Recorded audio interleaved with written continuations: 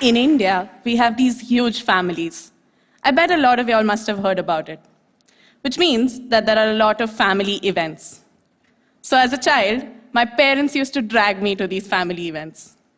But the one thing that I always looked forward to was playing around with my cousins.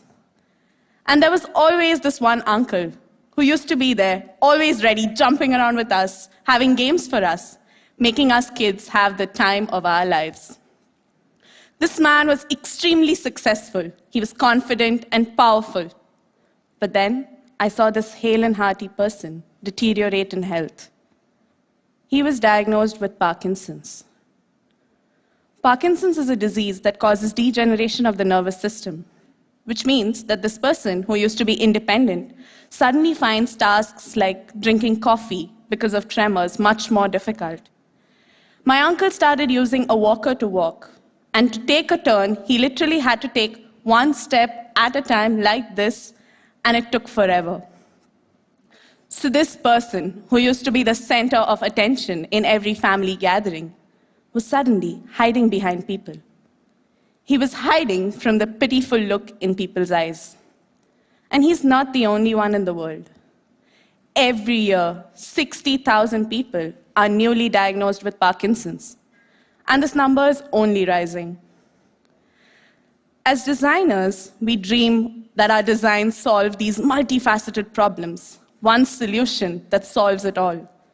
But it need not always be like that. You can also target simple problems and create small solutions for them and eventually make a big impact. So my aim here was to not cure Parkinson's, but to make their everyday tasks much more simpler and then make an impact. Well, the first thing I targeted was tremors, right? My uncle told me that he had stopped drinking coffee or tea in public just out of embarrassment. So, well, I designed the no-spill cup. It works just purely on its form. The curve on top deflects the liquid back inside every time they have tremors. And this keeps the liquid inside compared to a normal cup.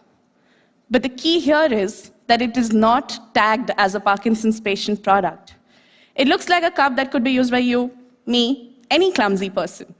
And that makes it much more comforting for them to use, to blend in. So, well, one problem solved, many more to go.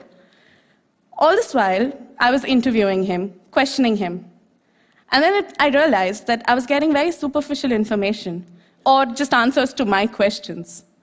But I really needed to dig deeper to get a new perspective. So I thought, well, let's observe him in his daily tasks, while he's eating, while he's watching TV. And then, when I was actually observing him walking to his dining table, it struck me, this man who finds it so difficult to walk on flat land, how does he climb a staircase? Because in India, we do not have a fancy rail that takes you up a staircase like in the developed countries. One actually has to climb the stairs. So he told me, well, let me show you how I do it. Let's take a look at what I saw.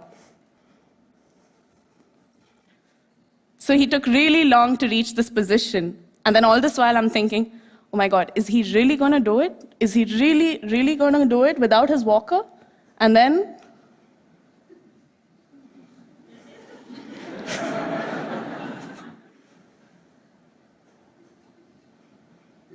and the turns, he took them so easily. So shocked? Well, I was too. So this person who could not walk on flat land was suddenly a pro at climbing stairs. On researching this, I realized that it's because it's a continuous motion. There's this other man who also suffers from the same symptoms and uses a walker, but the moment he's put on a cycle, all his symptoms vanish because it is a continuous motion. So the key for me was to translate this feeling of walking on a staircase back to flat land. And a lot of ideas were tested and tried on him, but the one that finally worked was this one. Let's take a look.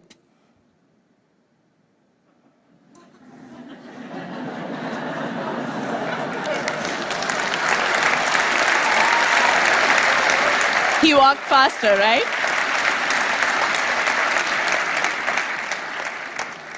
I call this the staircase illusion. And actually, when the staircase illusion abruptly ended, he froze. And this is called freezing of gate. So it happens a lot. So why not have a staircase illusion flowing through all their rooms, making them feel much more confident? You know, technology is not always it.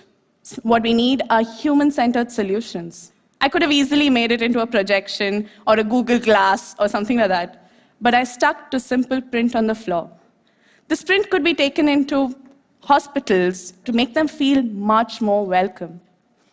What I wish to do is to make every Parkinson's patient feel like my uncle felt that day. He told me that I made him feel like his old self again.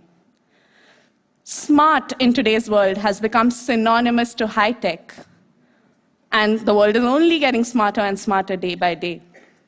But why can't smart be something that's simple and yet effective? All we need is a little bit of empathy and some curiosity to go out there, observe. But let's not stop at that.